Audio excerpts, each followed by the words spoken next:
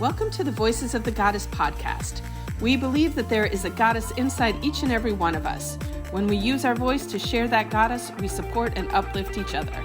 Join us each week as we interview women to receive the message of their goddess within.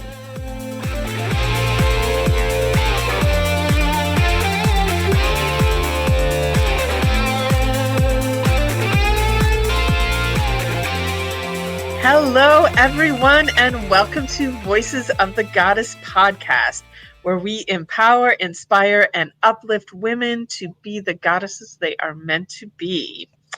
I am Julietta, the magical PT, your co-host here.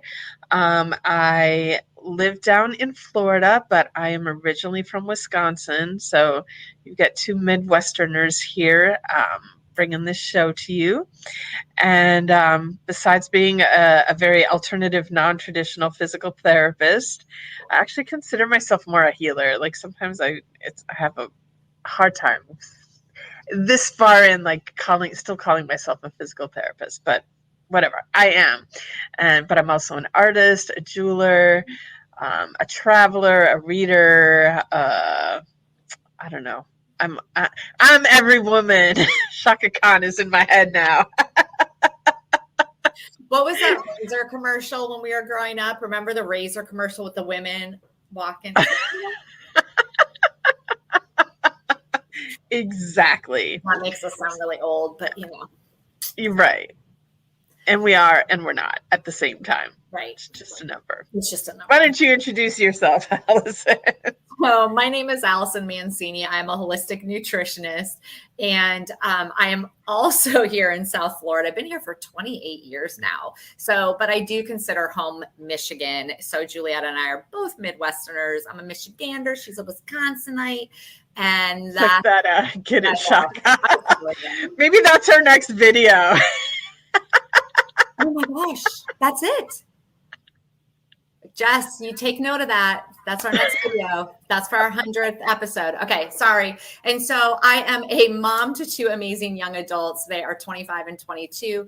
I am a wife to an amazing husband of 28 years. We've known each other over 30 years. That's like way more than half my life. And I'm a holistic nutritionist. So I went through a lot with my kids. My daughter has some medical conditions.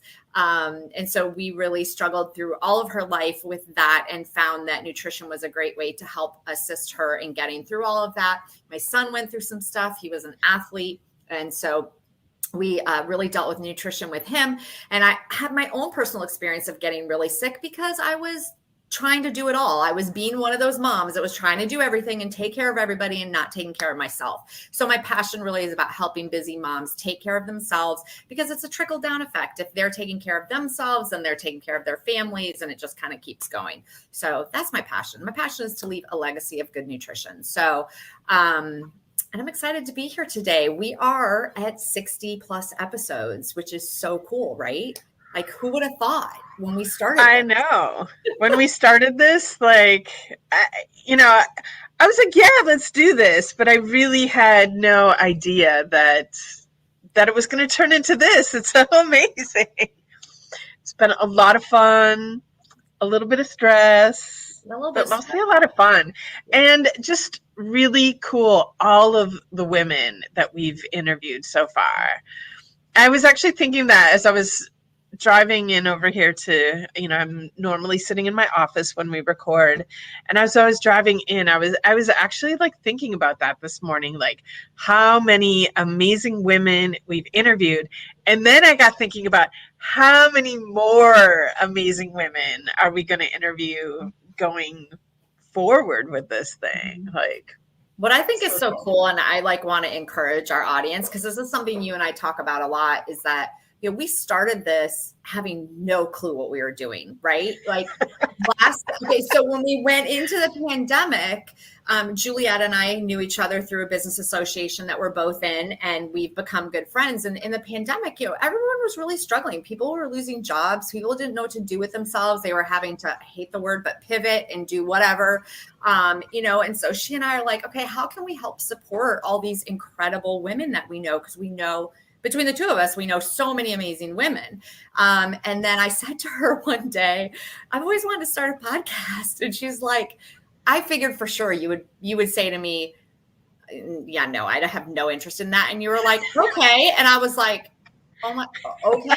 And so You know, I'm a yes girl now. Like, as long as something is not, like, if I don't feel like in danger doing it, I'm a yes girl because, like, yeah.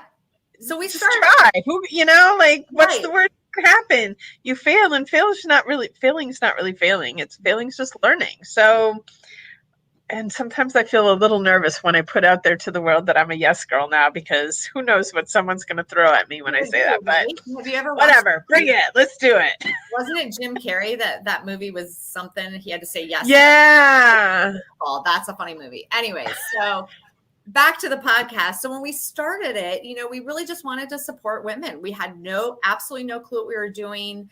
I knew a tiny bit. I had a friend who had started a podcast. A coach I was working with had a podcast. So we kind of knew a little bit. And then we found our amazing producer, and she's been awesome. And it just kind of went from there. And then she made that super fun video for us, right? I love it. If you haven't seen the video, check it out. Like, I keep watching it. It's so much fun. And she did an amazing job editing it, and I'm proud of both of us, because that was definitely outside our comfort zone. And, you know, and here, like, I don't know that I need Jess to know that I'm a yes girl, because what else is she going to throw at us as our producer to do? Because that video was her idea, and I was like... It was her idea, yeah. All right, let's just do it. I'm like, I'm a yes girl, so I'm going to dance for everybody. Okay, I'm just putting it out there right now, Jess. I will not jump out of an airplane. So I will be a yes girl to anything but that. That's not my thing. All right. So with that said, we should probably bring our guest on. Yes, let's bring on our guest. Let's do it.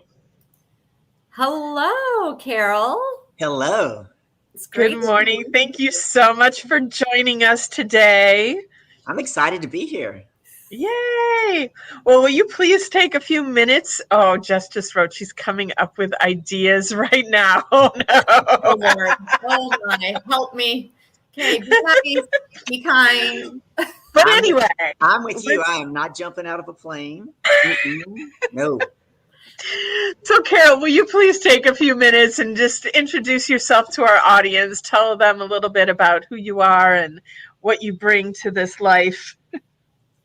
You know, you were saying earlier about, before we got on the show, that you had brought Marty Elberg on, right? And you mainly bring up women, but Marty's a special man, right? So when I walk into a networking room and people say, what do you do? And I say, well, I help female business owners and a few good men, right? Just like you guys do, right? Right. To know their value, own their power, and advocate for themselves. So they rise up and become the lioness and lion leaders they were created to be. And this has resulted in many of them doubling and tripling the income in their business. How did I get there, though? I'm an ex-collegiate and professional tennis player who then spent 26 years very successfully as a sales expert for Fortune 100 companies, AT&T, Sprint, and Paychex. And then back in the summer of 2014, I thought I had it made, right? I'd sold $70 million in revenue, walked the stages, gotten the awards. I could do this in my sleep. I thought I had it made until the day I got that phone call. And they told me they were cutting my territory by 80%. Oh my gosh. And I was like, I've been building this territory for 6.5 years, right? Well, you didn't have to tell me twice. I thought they were setting me up to fail. Now, I was a weird salesperson. I loved large corporate structure, and I'm a rule follower. Not true for most salespeople, especially in corporate America. But a friend of mine whispered in my ear about an opportunity at this really small company. So I thought, well, I don't know what I don't know. And off I went.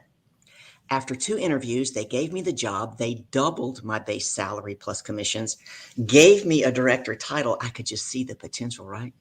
So there I was, 6 weeks into the job, and I was actually on vacation. I negotiated it up front, being what I thought at the time was a good employee. Now, what does Maya Angelou tell us? When you learn better, you do better. But back then, I thought a good employee stayed in touch with their boss while they were on vacation. I do not advocate that for my clients today. So I got an email asking my opinion on something, and I replied right back. And I waited because he usually replies right back.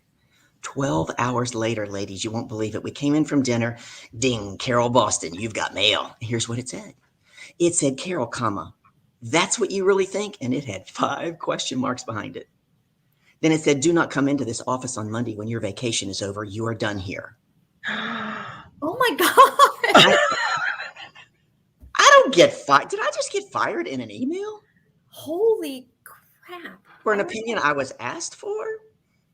Now, one of the reasons I say I help my clients advocate for themselves is because I didn't do that back in 2014. Mm-hmm. Florida's an at-will state. I thought, oh, well. Mm-hmm. And I came back and I had an interview the very next day. And for many, many, many months, I was companies spent money on me, sometimes 3 and 4 interviews deep, and I couldn't get a job. I thought, how ironic. I could sell $70 million for somebody else, and I can't close a deal to get myself a job. I depleted my 401k. I did this for so long. And part of that is because I couldn't get out of my own way, right? I was stuck in my jar. All I could see is that I was this buttoned up corporate sales professional. So faith is my foundation, and that's where I always go. So many months into this, I pretty much yelled at God. I'm like, God, you created me. You know I'm not cut out to be an entrepreneur. I do not want to own my own business. You got to help me find a good job. 2 weeks to the day from that prayer, out of the blue, I get an email from a woman I met one time out of town at a conference, and she gifted me a $3,500 ticket to go to Los Angeles to study at Guerrilla Business School. So you see, my God has a sense of humor, because Guerrilla Business School is what? A foundational school for entrepreneurs. So I figured, I don't know what I don't know, and off I went.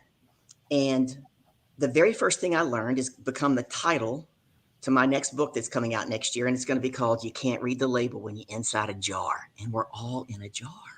That's so great.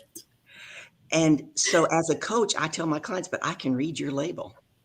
And I can help you write a new label so you can step into who you were truly created to be and let go of that story from the past.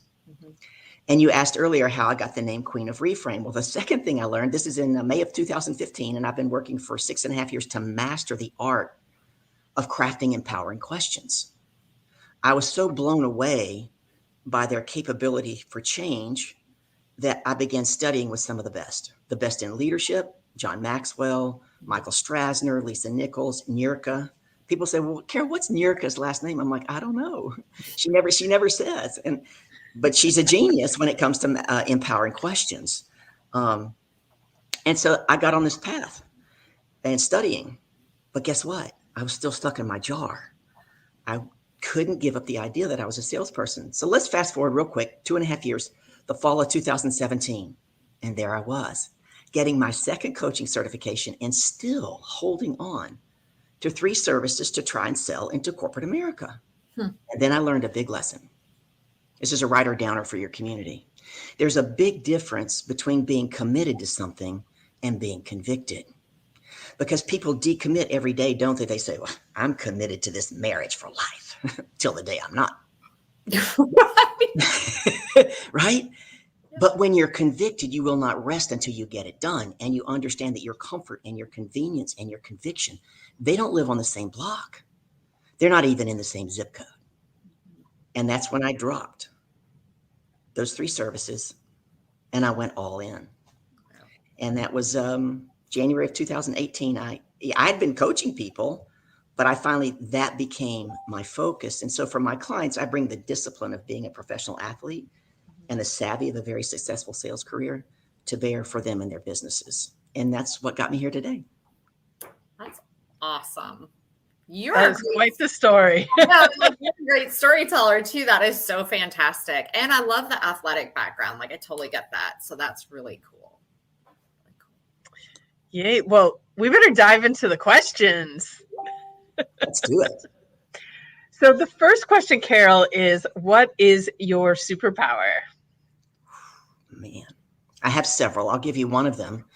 I am really, really good. And I've really come to know this just in the last year after COVID started, that I am really good at getting people into effective action very quickly to get immediate results.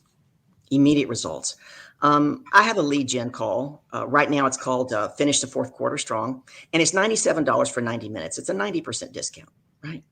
But it really allows me to help people and for them to get something to move them forward right away. And that's what I learned in this I started it back in February. Remember when that snow hit Texas and Mexico and everybody was frozen?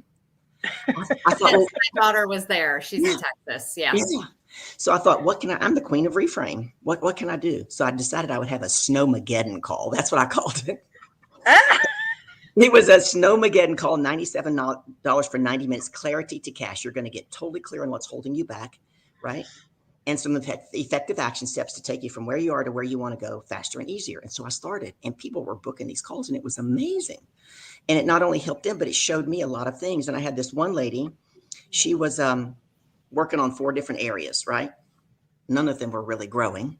So we have our call, and I say, outline them for me. So she gave me 1, 2, 3, 4. Now, part of my coaching to her was, I want you to take number 4 and I want you to make it number 1. And she kind of groaned at me. She looked at me on the Zoom and she goes, oh, Carol, really? I don't want to do that one. And I said, do you trust me? And she said, yes. I said, great. Move number 4 to number 1. And then I gave her the steps I wanted her to take. And we were going to have a follow-up to see how accountability, to see how she did on her homework in 2 weeks.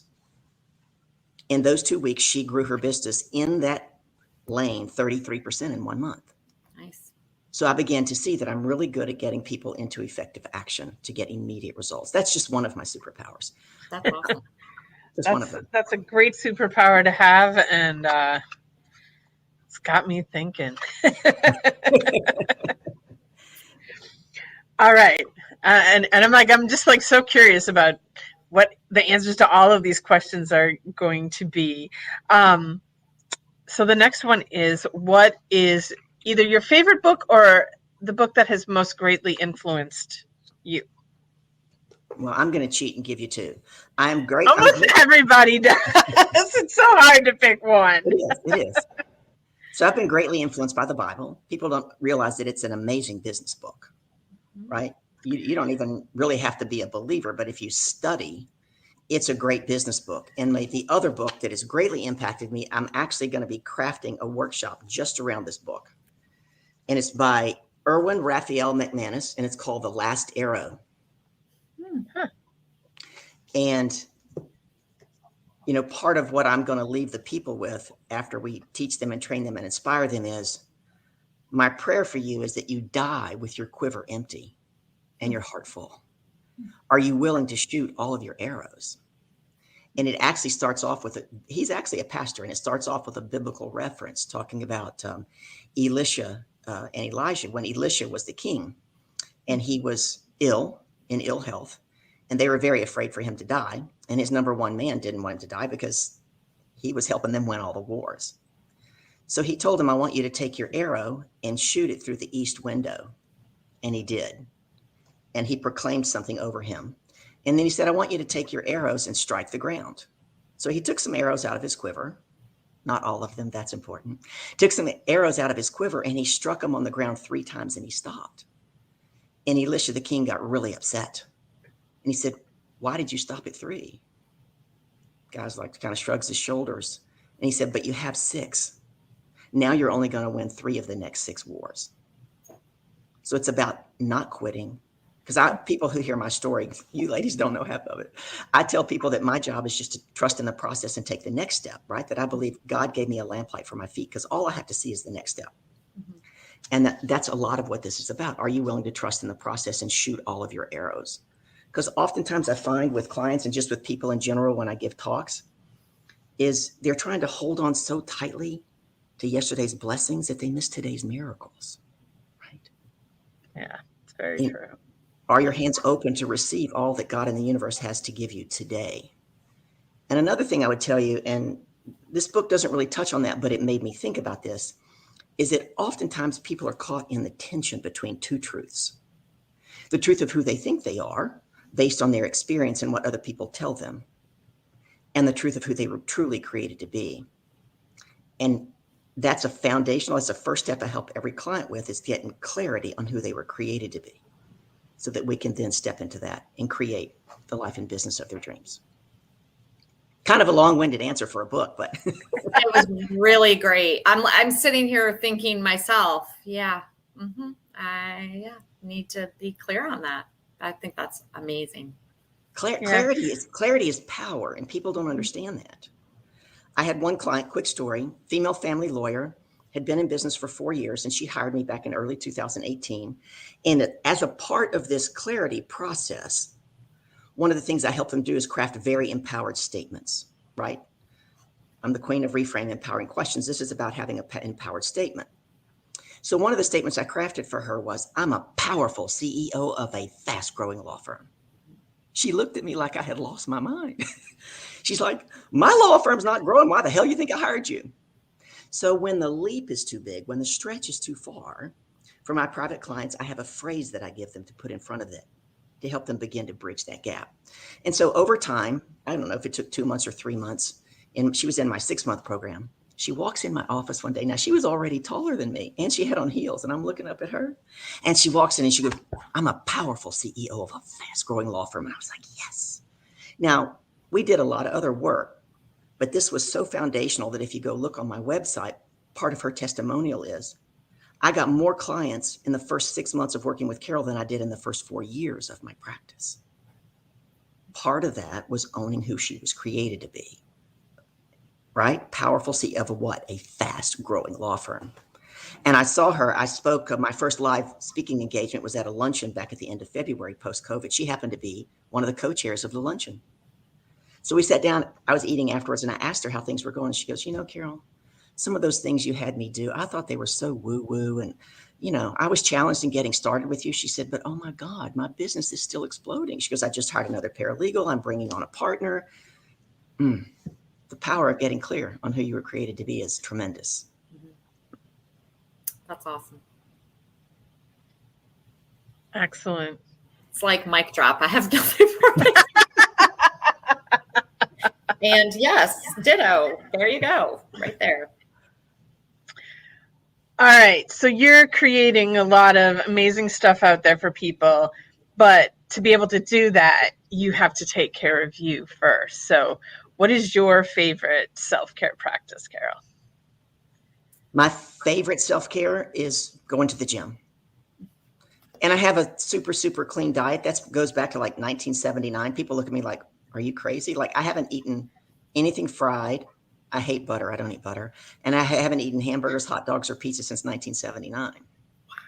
Wow.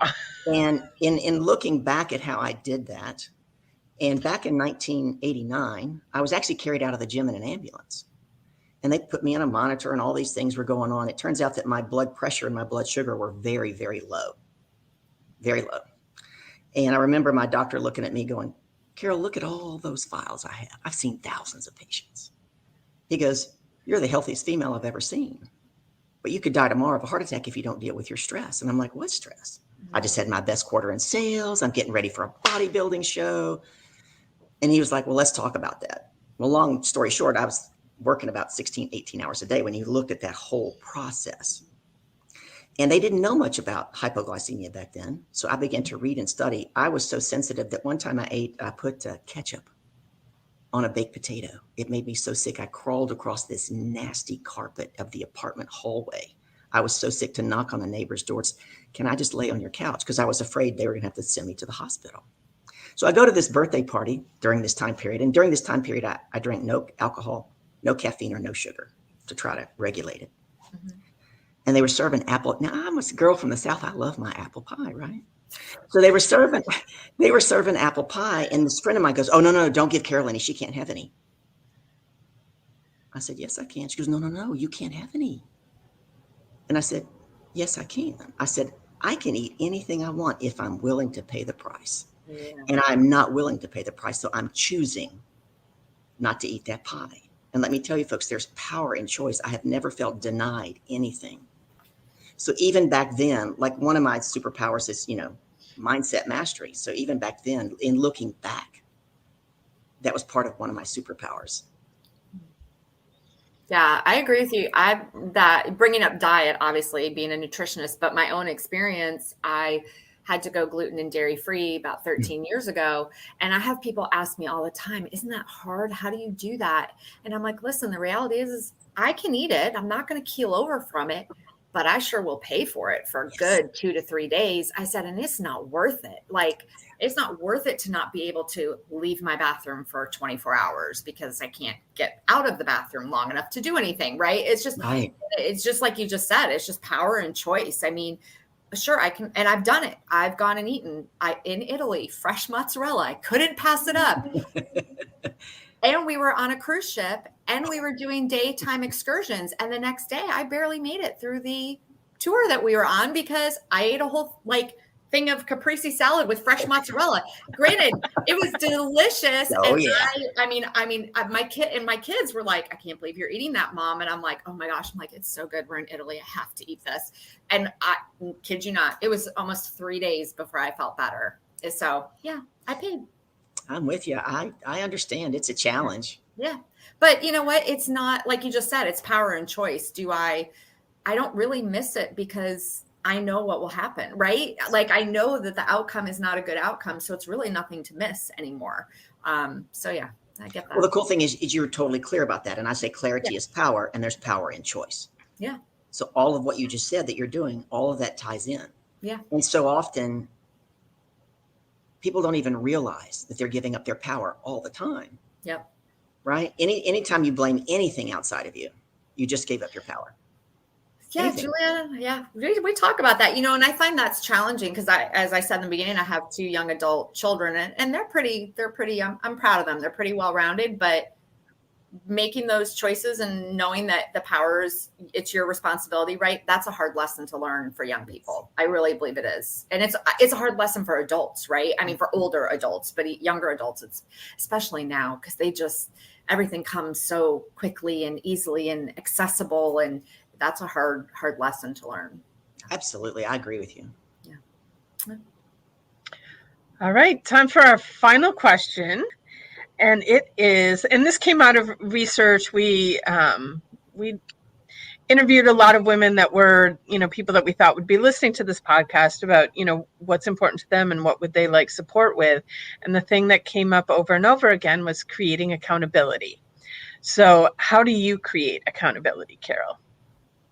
Well, number one, I have a coach. I actually happen to have 3 right now, right? I did a 90-minute workshop for the Fort Lauderdale Chamber of Commerce a couple of years ago. And I happened to mention at one point in my talk that Warren Buffett had a coach. And some young man in the audience grumbled something under his breath. Now, I never said Warren Buffett had a financial coach. I just said he had a coach. Mm-hmm. So I asked this young man if he was willing to stand up and play, and he said yes.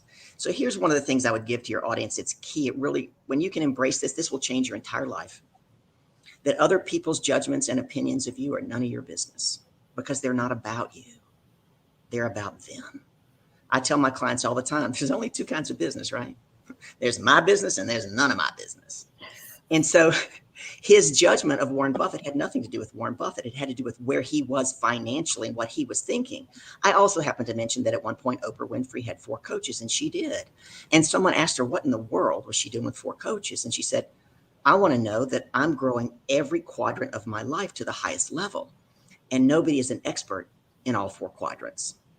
So I would say number 1 from accountability, get a coach. This is personal self-accountability. I just have to tell you, it's hard as hell to be an entrepreneur, and having your own accountability, I'm proof that it just doesn't work, because that's how I started in the beginning. It just doesn't work.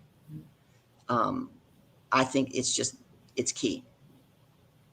I'm right there with you. And and we both are. And what's interesting, I had someone bring this up to me a couple of years ago, and you being a collegiate tennis player, you can understand this, right? You had a coach all your time being a tennis player, right? You needed a coach. That was important so that you could be the best that you could be.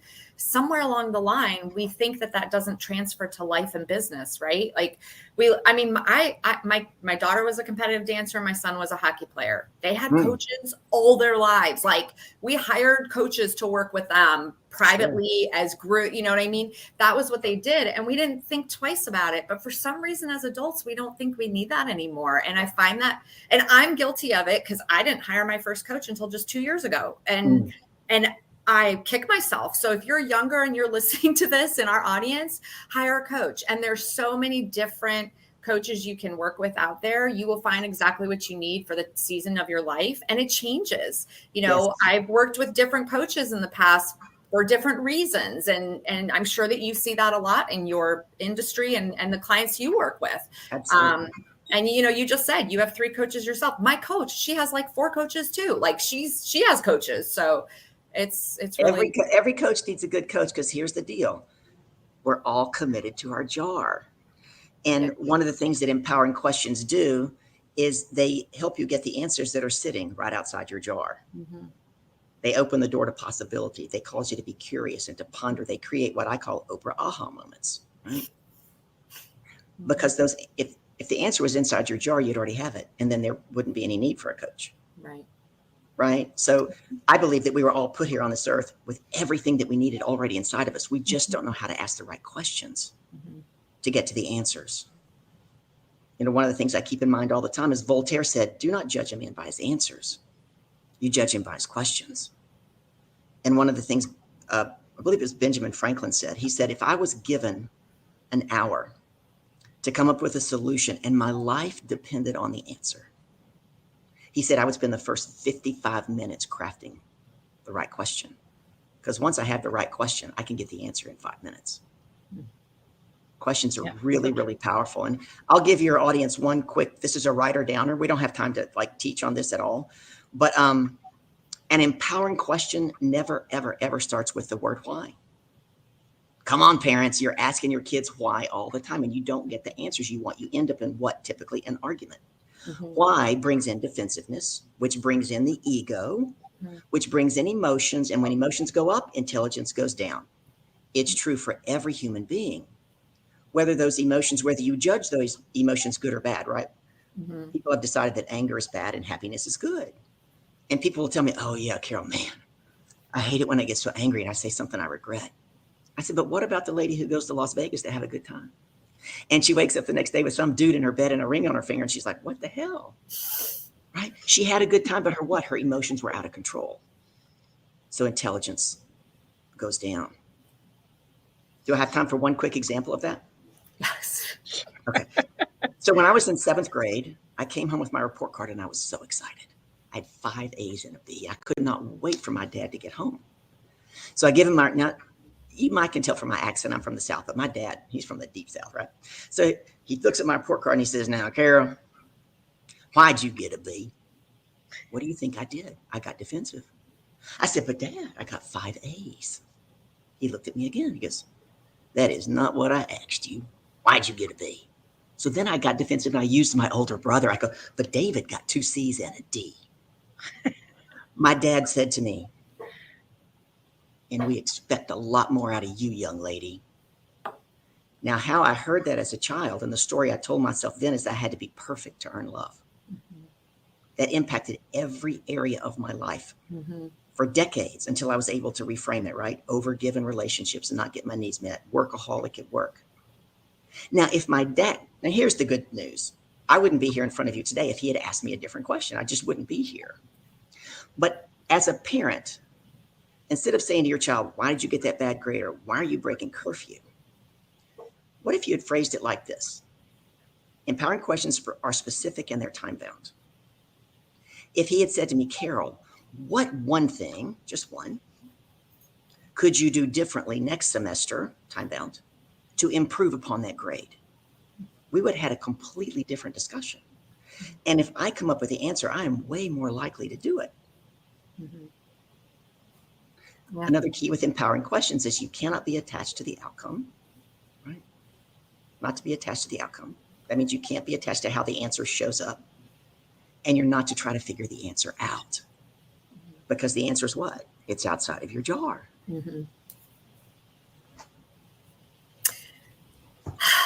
What can I say?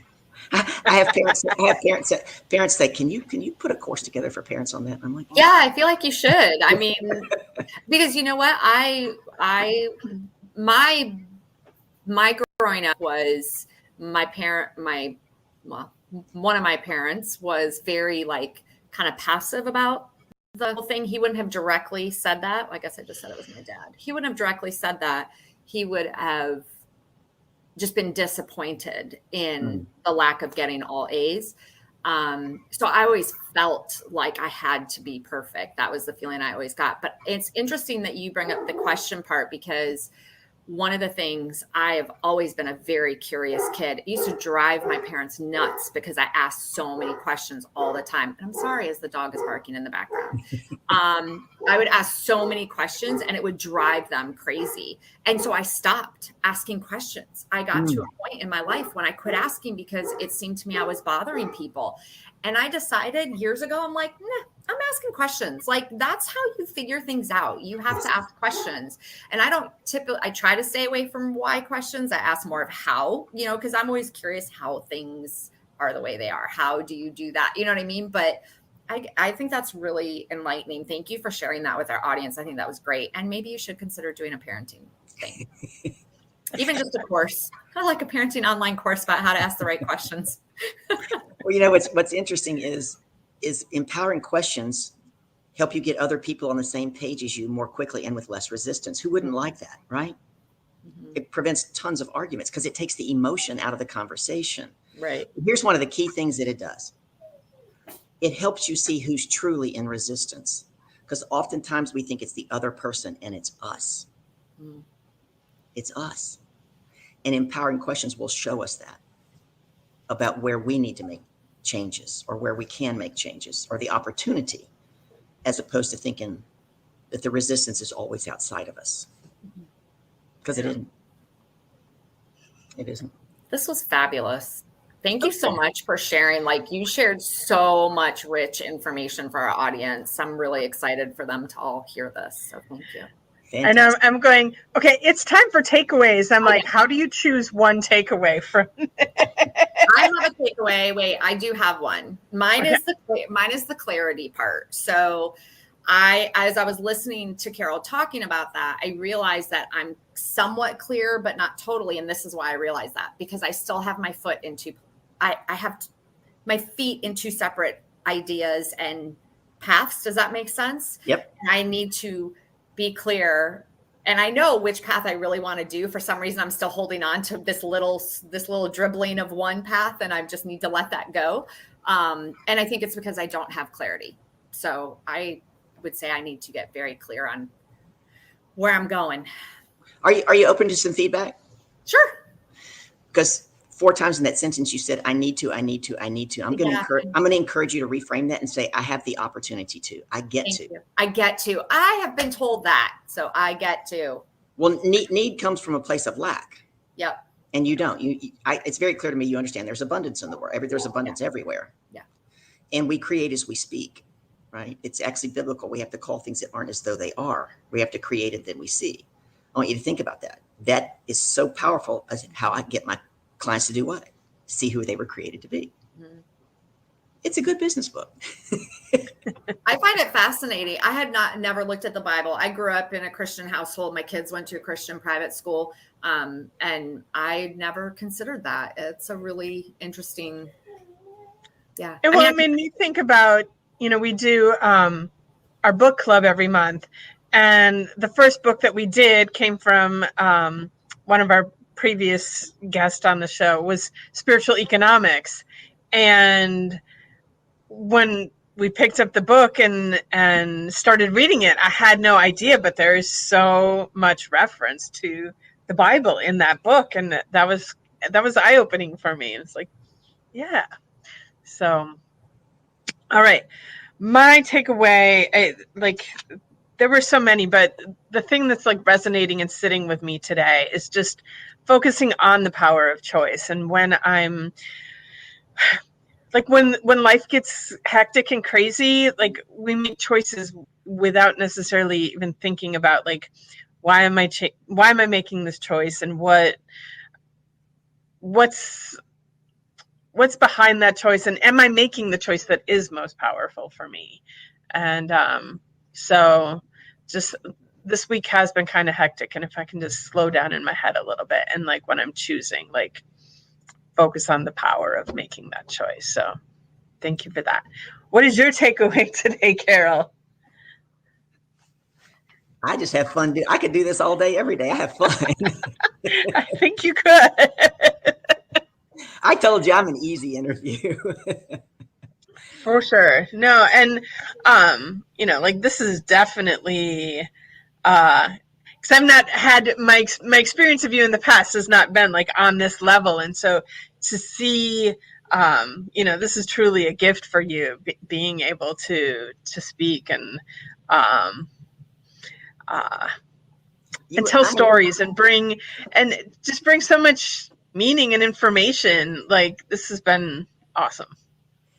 When you mentioned Marty earlier, we were in that bucket list. I don't know if you recall that this is August of 2018, I believe we did that, right? And so. One of the things on my bucket list was, and I actually became a speaker. There's been 3 pivotal times in my life where I trusted in someone else's vision for me until I could believe it for myself. Mm-hmm. And that's what allows me to hold that space for my clients, right? So that's how I became a professional speaker. So one of my bucket list items was to speak in front of 5,000 people. Well, fast forward to 2019, and I got hired 6 times by American Express to come in and teach and train and speak. And so one of the ones was a group out of Denver. Shannon, great lady. I'm so excited. I'm thinking, yes, I'm going to get to go to Denver, get out of this heat. I was so excited. She says, yeah, you're not coming to Denver. What? She goes, all my employees are remote. This is, well before COVID. And I'm like, well, how many employees do you have? What do you think she said? 5,000. Nice. And so I said, do they all get to listen at the same time? Because see, I was giving myself this parameter that they all had to hear it. I was thinking on stage, 5,000. And she said, no, our platform only allows 500 at a time, but we have all these metrics and we're going to replay it and on and on and on. So as we began doing this, I said to her, can I stand up while I do it? She's like, yeah, no, I don't think so. Nobody's ever done that. And I kept pushing back. Because why? All I had done was stand up and speak on stage and in front of people. And that's where I felt grounded. But one of the things I help my clients with is you only grow outside of your comfort zone, right? Discomfort is the price of admission to a meaningful life. We have to be willing to get uncomfortable. So I quit pushing back and I go out to this office at Sunrise up here, the American Express, on the Monday before the event. And a gentleman was there. His name was Abad. Great guy. He goes, I figured out how you can do it standing up. And I said, thank you, but I'm going to sit down. And he said, you are? And I said, yeah, I'm going to get out of my comfort zone. It's an opportunity to grow. So for an hour, I sat down and gave my talk. Think about that. Fast forward a few months, and all of a sudden, all I can do is speak like this because everything shut down. Everything now was over Zoom. Everything was online, everything. So it actually gave me a foundation and a practice to be able to start to try to do that. So awesome how the universe works like that. Yep. Love that. All right. Well, we should probably wrap up. We need to wrap up. Thank you so much for joining us today, Carol.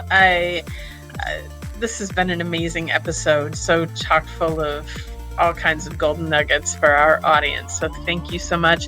And thank you to our listeners out there. If you've liked what you heard today, please subscribe, like, and share it with other goddesses out there.